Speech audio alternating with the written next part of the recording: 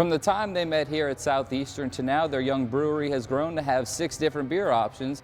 In basketball, the free throw line is known by many names. One in particular, the charity stripe. The Saints traveled to D.C. to take on the Kirk, You Like That Cousins, and the Washington Redskins.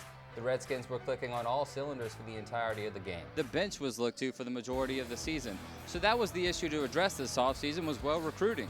Those adjustments being turnovers. This Lions basketball team averages 17.8 a game, and with a tough conference schedule coming up with an opening game against Stephen F. Austin, Southeastern recently marked a new academic year with the President's Award for Excellence, the university's highest honor for faculty and staff.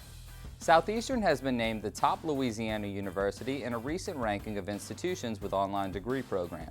States that pass the concealed carry laws see a decrease in crime rates involving firearms. And we're here at the Student Union for taking it to the streets for this upcoming political election. So we're going to quiz all the Southeastern students on their political knowledge. Since that time, through a lot of hard work and help from volunteers, much of the area has recovered, and universities such as Southeastern are moving forward again. Now, with a win over Nichols this Saturday, they not only secure their spot in postseason play, but they have a chance to create some March Madness of their own. Hello, everyone, and welcome to the 238th biannual Ugly Christmas Sweater Competition. Adam, 3 words to describe one of Southeastern's most exciting wide receivers, Jeff Smiley. I'm Richard Mills, and as always, thanks for watching. There's no doubt about it, the 2-7 Southeastern Lions play like anything but a Division I basketball team with only 2 wins. After a gruesome non-conference road trip featuring opponents Cincinnati, Nebraska, Texas A&M, and TCU, the Lions hosted Loyola of New Orleans to get back to their winning ways. In this game, Southeastern's leading scorer, Zay Jackson, displayed a generous brand of basketball with a career-high 12 dimes. When number 10 had the ball, only one thought went through his mind. Just being more aggressive and help my team win at all costs. But being more aggressive don't necessarily mean I got to score the ball. I can be more aggressive and get the ball up like tonight. I was more aggressive going to the rim, and I was able to find them. So, that's my focus. One thing we've been trying to stress, we've got a new team, a young team. They don't quite understand the value of passing the basketball, moving the basketball around for open shots, and I think that we took a step forward there tonight and want to continue to do that. With a shooting percentage of 57%, the Lions had no trouble taming the Wolfpack. Southeastern outscored Loyola in the paint 40-18, with 7 players scoring in double figures.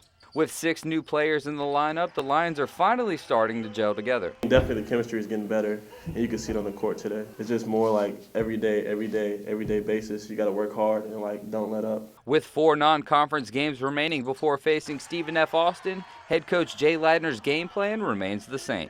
Certainly we need some wins to keep our confidence up between now and then, but we want to keep, just keep improving every day. Just break it down like that. Let's just try to be better tomorrow. Let's correct the mistakes we made tonight tomorrow and don't make those same mistakes.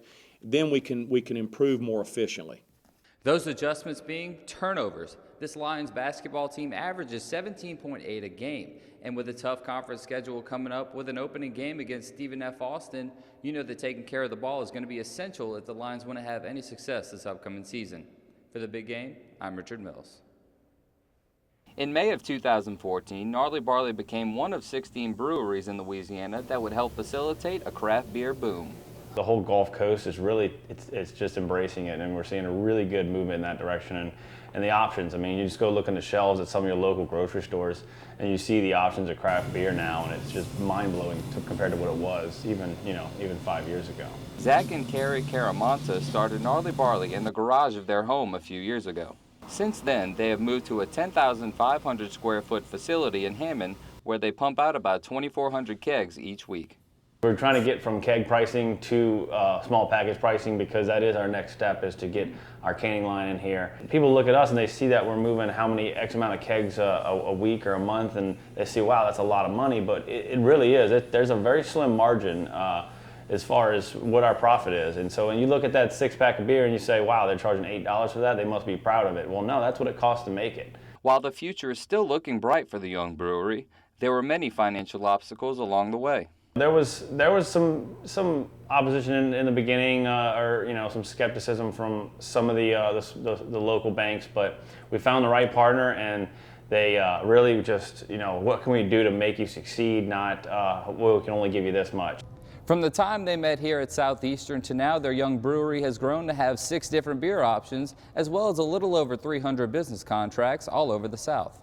New Orleans is obviously our biggest market because it's such a huge city and it's got so many bars and restaurants and everything. So, you know, the majority of our beer heads down to New Orleans. But, I mean, we're in a ton of locations on the North Shore and doing well. With just 1 employee on the payroll and a lot of support from friends and family, these Southeastern alumni feel they've done more than just build a business. We kind of bridged the gap between the breweries, and now it's like a nice little brewery trail where, you know, people can visit the southern part of the state and go to all these different breweries, and we're one of them.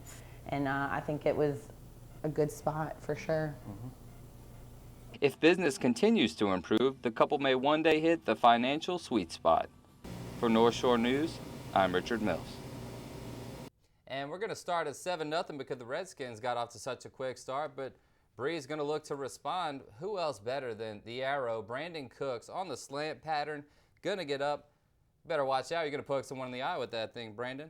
Kirk Cousins absolutely went off this entire game. He took no time to find Jamison Crowder in the end zone for the touchdown. Redskins up 14-7, the Redskins. The Saints, though, looking to respond. Breeze drops back. He's going to look deep to who else than the little man, Brandon Cooks.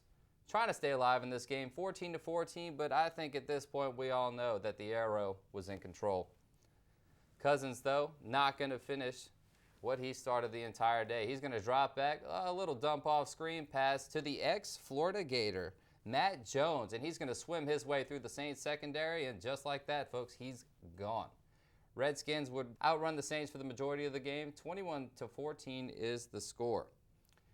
Now, this is possibly going to be the game-changing play coming up. On a 4th and 1, the Skins' front line holds, and the big men doing what they do best. They love celebrating. There's nothing better than a big man celebration, John, I'll tell you that. And they sure are celebrating even more as Kirk Cousins over the middle. Jordan Reed, another ex-Florida Gator, for a touchdown. Redskins starting to pull away. Breeze trying to respond. He's going to look for, well, Marcus Colson, all reliable, but he tips it up, says, there you go. And just like that, Golson's going to high step his way in the end zone. Touchdown, Redskins. They're not stopping yet. Breeze going to need something, a miracle at this point. He's going to drop back. He's going to look deep down the left sideline, and it is picked off yet again. The flag is waved off. It was offensive pass interference, and the Skins are going to win this one 47-14.